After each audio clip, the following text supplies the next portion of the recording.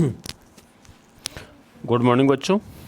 आज हम लोग लाल पानी की बेगम पाठ पढ़ेंगे।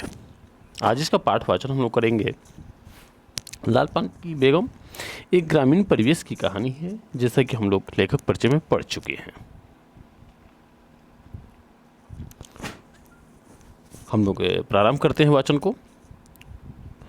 पाठ का नाम है लाल पानी की बेगम। ये ध्यान देना होगा पाठ पढ़ते समय कि लाल पानी की बेगम इस पाठ का नाम क्यों रखा गया, अर्थात शीर्षक का नाम लाल पानी की बेगम ही क्यों रखा गया, ये कहाँ तक सार्थक है।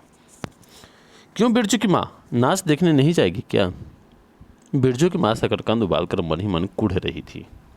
ठीक है, अपने आंगन में 7 साल का लड़का बिरजू शकरकंद के बदले तमाचे खाकर आंगन में लौट लौट कर सारी देह में मिट्टी मल रहा था। चंपिया के सर भी चुड़ैल मंडरा रही है, ये बिरजू की माँ गुस्से में कहती है। चंपिया कौन है मैं बता देता हूँ पहले कि बिरजू नाम का एक लड़का है, उसकी माँ है, उसी का नाम लाल पानी की बेगम रखा गया है, ये उपनाम है उसका। और उसकी एक बहन है जो चंपिया है।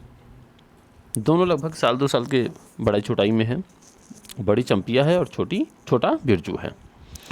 उसके बाप का यहाँ नामकरण नहीं किया गया है और न ही बिरजू की माँ का वास्तविक नाम बताया गया है। आधा आंगन धूप रहते जो गई है सहुआइन की दुकान पर छुआ गुड़ लाने, सो अभी तक नहीं लौटी।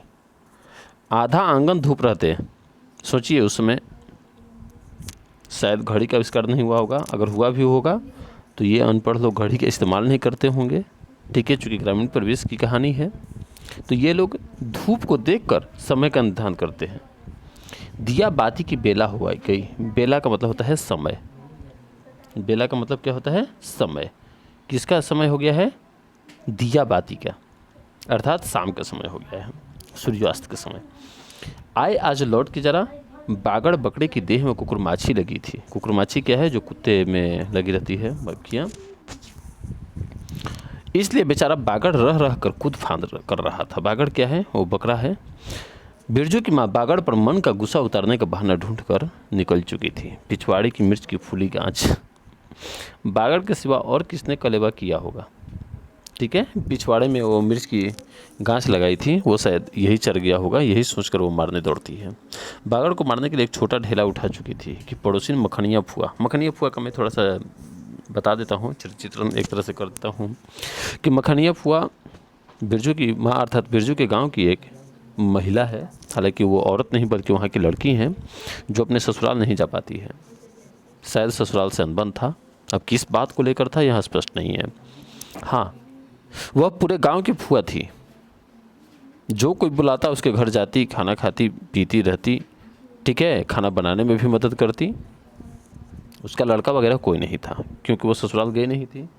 और वह सबसे अपनी खुशामद चाहती थी। क्या चाहती थी? अपनी खुशामद। मखनी फुआ की पुकार सुनाई पड़ी। क्यों बिरजू की माँ नाच देखने नहीं जाएगी क्या? मखनी फुआ कहती है। किससे? बिरजू की माँ से। सुनिएगा अब इस पर क्या होता है, लगता है कि भूकंप आने वाला है।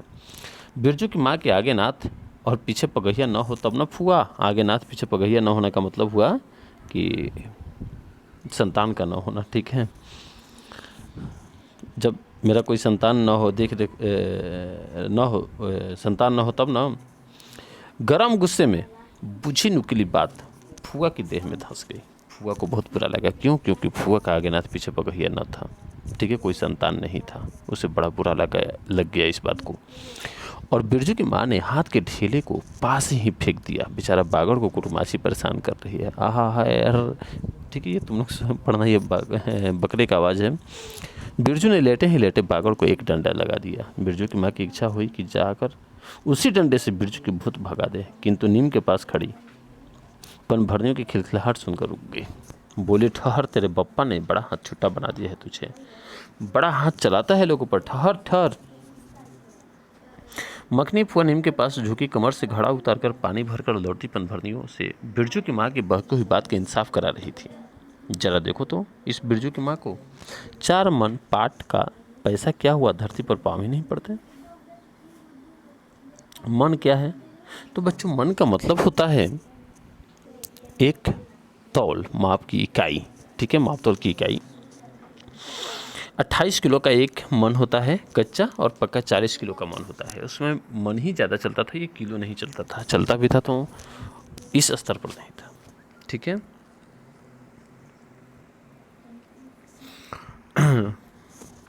धरती पर पाँव ही नहीं पड़ते, निसाफ करो, इंसाफ को निसाफ, चूँकि अनपढ़ लोग हैं।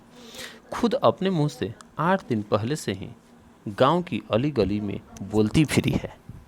हाँ, इस बार बिरजू के पापा ने कहा है बैलगाड़ी पर बैठाकर बलरामपुर का नाच दिखा लाऊंगा। ये ध्यान देना, इसी के आगे पीछे कहानी घूम रही है।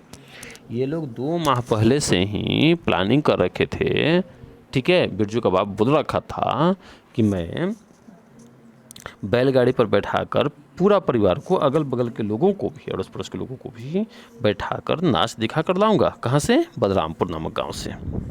बैल अब अपने घर है, बैल चूँकि इनके घर है, तो हजार गाड़ियाँ मंगनी मिल जाएगी। मंगनी का मतलब होता है बिना पैसे का, मुफ्त का। सो मैंने अभी टोक दिया, नाच देखने वाली सब तो ऑन पौन कर तैयार हो रही हैं, रसोई पानी कर रही है। मेरे मुंह आग लगे, क्यों मैं टोकने गई। सुनती हो क्या जवाब दिया बिरजू की माँ ने? वो कह रही है मुखनी फुआ पनभरनियों से, सुनना ध्यान से।